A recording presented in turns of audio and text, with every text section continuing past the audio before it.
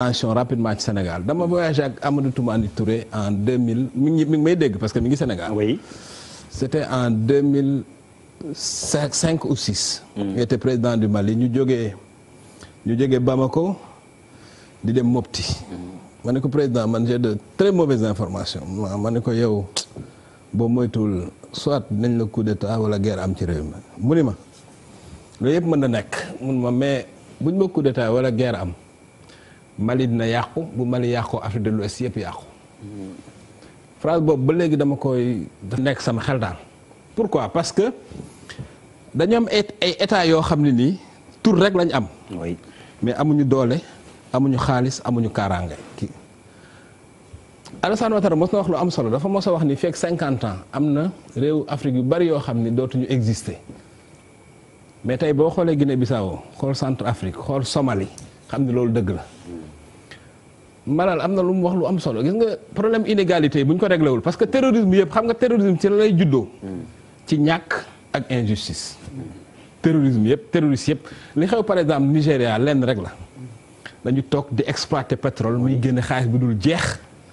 xale yi nga xam ne ña nga dëkk ca zone ba toog di bëgg a dee ak xiif. seen i parents ba pare dëkk bi de am pénurie jeex na donc il faut ñu xam ni terrorisme am rek am na pauvreté am na injustice. Sénégal nag pourquoi bon enfin am na yoo xam ne kenn du ko wax ci télé donc du ma dugg ci benn détail mais nañu xam ni bis bu ne suñu service de sécurité yi def liggéey bu mucc ayib. moo tax ñu bari xamuñu li xew. te Sénégal menace bi muy subir c'est une menace stratégique.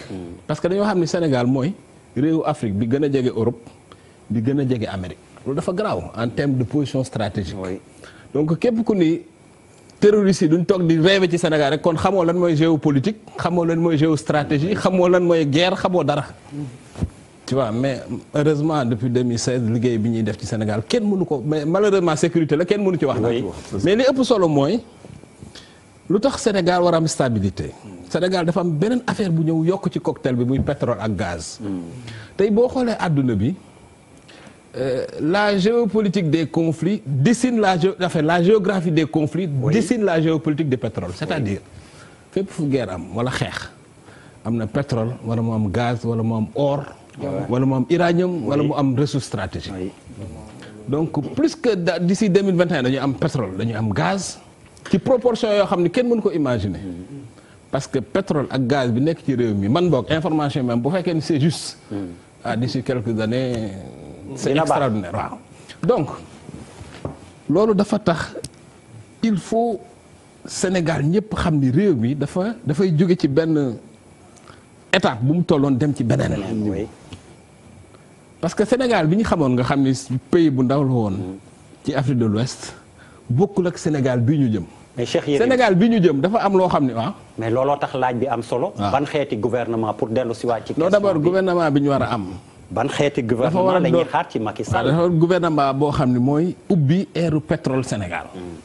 loolu mooy lan gouvernement boo xam ne pour man dinañ doon nit ñu xereñ ay nit ñu ubbeeku ci wàllum redistribution parce que man pour man.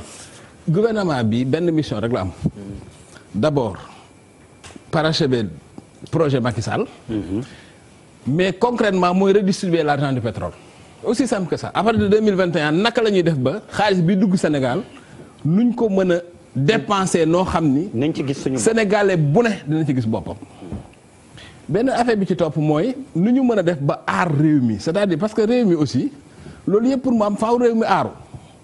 te réew mi mënul aaru te ñun comprendre ñu ni dañu jóge ci benn stade nekk un pays lambda en Afrique boo xam ne kenn faale wuñu nekk pays boo xam ne dafa am loo xam ne nii tey bu taxawee lépp taxaw.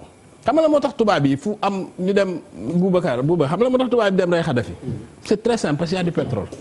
pourquoi ñu rey Saddam Hussein c'est très simple parce qu'il y a du tubaab du dee ci dëkk nit ku ñuul fu pétrole amul wala ressource stratégique c'est pas possible loolu amul. amul benn tubaab buy ñëw di risquer vie am ci foo xam ne amul richesse c'est pas possible donc fu pétrole am rek fu gaz am rek il y a déjà un risque géopolitique foofu la Sénégal toll.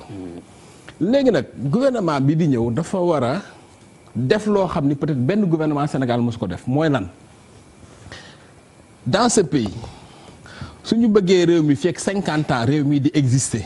dans ses frontières nekk un pays bu tudd Sénégal. il faut pour man ñu régler des questions fondamentales. première question bi mooy am na ñoo xam ne bi Sénégal amee ba léegi ils sont exclus bokkuñu ci dara da ngay dem famille yoo xam ne dans la banlieue depuis 50 ans chômage bi dañ koy doonante. tu comprends. papa maam ji di nekk chômeur papa ji nekk chômeur doom ji nekk chômeur. deuxièmement il faut qu'on règle qu'on désamorce ce qu'un économiste appelle la bombe jeune. parce que suñu population dafa jeune ba pare amul activité amul liggéey ba pare nit ñi xam nga bu fekkee ni sax yow Europe nga dëkk même boo amoo liggéey ñu ngi lay former am nga yaakaar ni boo amee formation léegi mën nga am liggéey. bokkul ak ku deb ba amatul yaakaar. il faut jeunes yi juddoo ci réew mi nii ñu jox leen yaakaar xam nga loolu mooy lan. il faut ñu jàngal nit ñi ay métiers. université bi ni muy fonctionner il faut ñu tas ko xam nga li ma la ñi gën a xereñ ñu dugal leen dans de grandes écoles ñu dem seen yoon ñi ci des ñu jàngal leen métier. ñi nekk soudeur ñi nekk plombier aujourd'hui il y a plus de 200 métiers qui gravitent autour du pétrole. il faut ñu jàngal nit ñi les métiers du pétrole gis nga yooyu pour man question yooyu la ñu war a régler au Sénégal bu ñu bëggee bokk parce que bis bu xaalisu pétrole bi ñëwee xaalisu gaz bi ñëw muy am ay élections alternance di am te nit ñi gisuñu seen bopp réew mi dina dem ba boo moytuwul benn bis dina nekk jafe-jafe Mali. ñu bari jàppoon nañ ni c'était irréversible. Mali depuis Konaré ba ATT 1. ba ATT 2 ñëpp jàppoon nañ ni le progrès était irréversible. dara mënu fa xew. waaw mais boo réglewul gouvernance réglewul chômage yu xale yi réglewul problème pauvreté bi. tout est possible li réew mi bokk boole woo ci ñëpp. tout devient possible lépp mën na am. Monsieur le